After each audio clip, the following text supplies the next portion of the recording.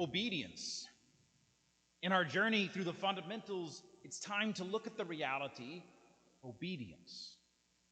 Last week took us through that fundamental conflict of good versus evil, begun with original sin and carried on today in the heart of every human person. After promising never to use a flood to destroy evil again, God gives us the sign of a rainbow, foreshadowing the way he will overcome evil once and for all by aiming its destructive power at himself. To get to that, however, our fight against evil must continue, and that fight consistently takes the form of obedience, which should make sense. If the very first sin of humankind was to disobey God, we should expect that countering this evil would take the form of obeying God.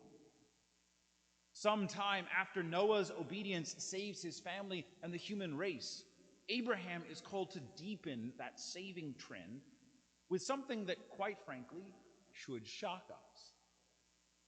He is asked to sacrifice his own son. To truly appreciate this reality, we should recall the greater context. Abraham's son, Isaac, is not just his beloved son. Isaac is also the proof of God's own promises. The story starts with Abraham old and childless when God speaks to him and promises to make him the father of many nations, to grant him many descendants, to make his descendants the blessing on the world. Isaac is the fulfillment of that promise. Because God has already promised to raise up heirs through Isaac, it's difficult now that he wants him sacrificed. Surely, that should be evidence that God is not really as good as we thought, that maybe he's not always on our side in the battle against evil. But there's more to the story. Part of what's missing is just how thoroughly God has shown himself to be trustworthy up to this point. God spoke to Abraham and blessed him, showed himself to be powerful and genuinely interested in the well-being of Abraham and his wife. He did, after all, give them the miracle of having a child while being more than 90 years old. So this is not a random voice asking for sacrifice, not a stray thought. Any reasonable person should ignore such voices' commands. But this is the voice of that same God who for years, possibly decades, manifested his love and power clearly and directly to Abraham. The difficult part of obedience is that it requires trust that the one you obey sees more than you do. Abraham trusted that there was more to be seen.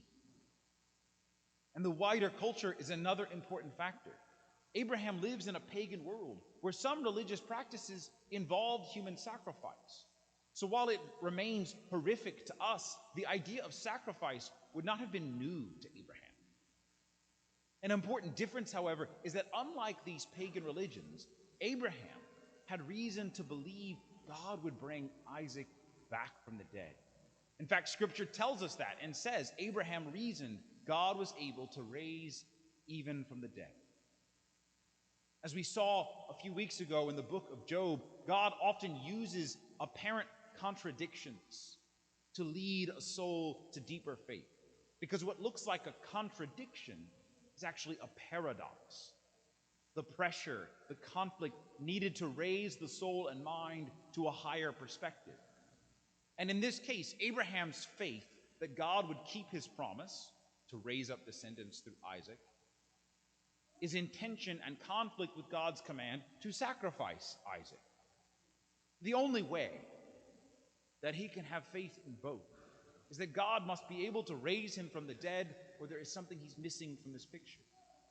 This is an important foreshadowing of a future time when God will raise a certain son from the dead. There is yet more to consider. Isaac probably isn't the helpless victim you imagine. In a verse omitted for brevity, this passage tells us that Isaac himself carried the wood for the Holocaust. Think about it. Isaac was strong enough to carry enough wood to burn a whole human person. This is not a feeble 8-year-old child, but probably a young adult in his teens or 20s. Abraham is over 100 years old. It's unlikely that Abraham could have ever tied up Isaac without his consent.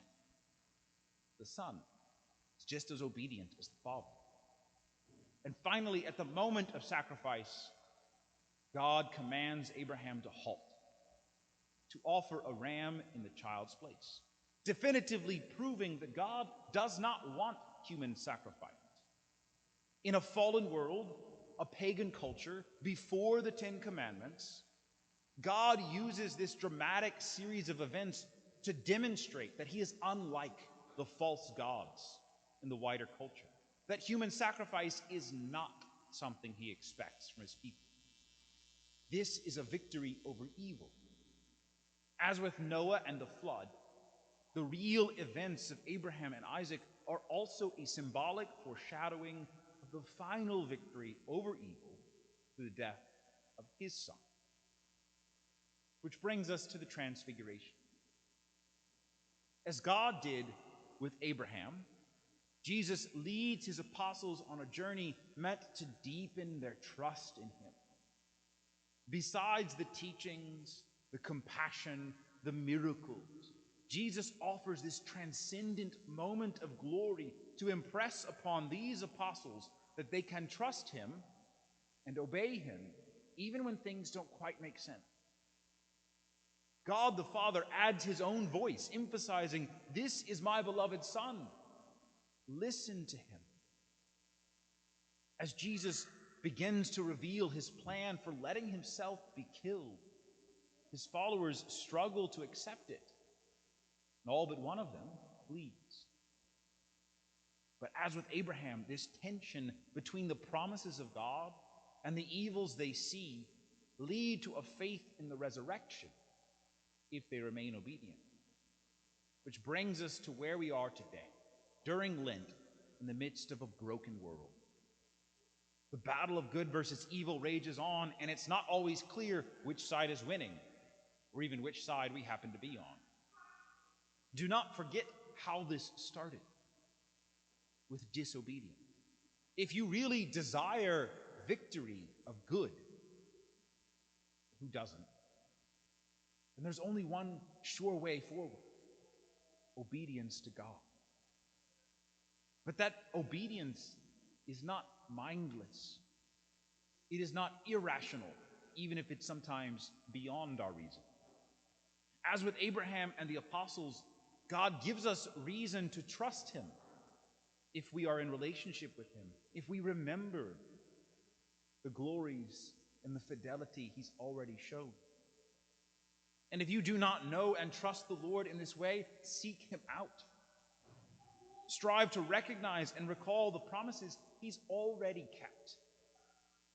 The whole story of salvation, the gifts of baptism, confession, the Eucharist, providential moments in your own life. And when, not if, but when you find yourself faced with the choice to obey God in something you don't quite understand, then obey him, remembering that he can do all things, that if it really is God speaking this command, your obedience will succeed because God can even raise you from the dead.